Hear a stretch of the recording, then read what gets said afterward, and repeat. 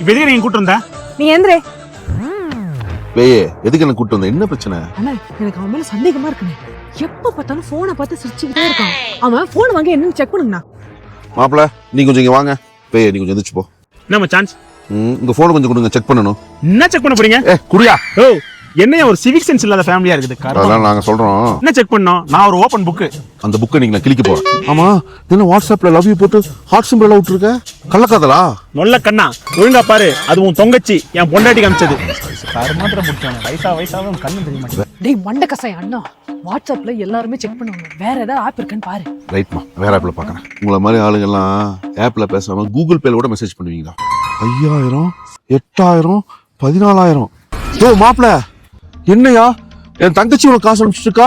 நீ லட்சக்கணக்கில் சம்பாதிக்கல, நீ அவளுக்கு அனுப்பாட்டியா? ஓ இத பத்தி தெரியணுமா? அது ஒண்ணு இல்ல சான்ஸ். என் பொண்டாட்டி இருக்கல, பொண்டாட்டி. ஆமா. அவனோட விளங்காத ஒரு அண்ணன் என்கிட்ட ஒரு 2 லட்ச ரூபாய் கடன் வாங்கினான். அந்த கடனை என் பொண்டாட்டி தான் திருப்பி கொடுத்துருக்கா இன்னைக்கு வரைக்கும். இவனை கூப்பிட்டு வந்ததுக்கு நானே என் புருஷனை படுக்க போட்டு வாயிலே வச்சிருக்கேன். சாரி மாப்பிள, ஒரு பிசினஸ் பண்றதுக்காக ஒரு அர்ஜென்ட் கடன் வாங்கினேன். யோ பிசினஸ் பண்ணணும்னா முதல்ல கடன் வாங்காதீங்க. பிசினஸ் எப்படி பண்ணணுன்றத முதல்ல கத்துக்குங்க. எப்படி? இங்க பாருங்க மச்சான், இதுதான் ஸ்டார்ட் அப் சிங்கம்னு விஜய் டிவில ஞாயிற்றுக்கிழமை 11 மணிக்கு ஒரு ஷோ போடுறாங்க.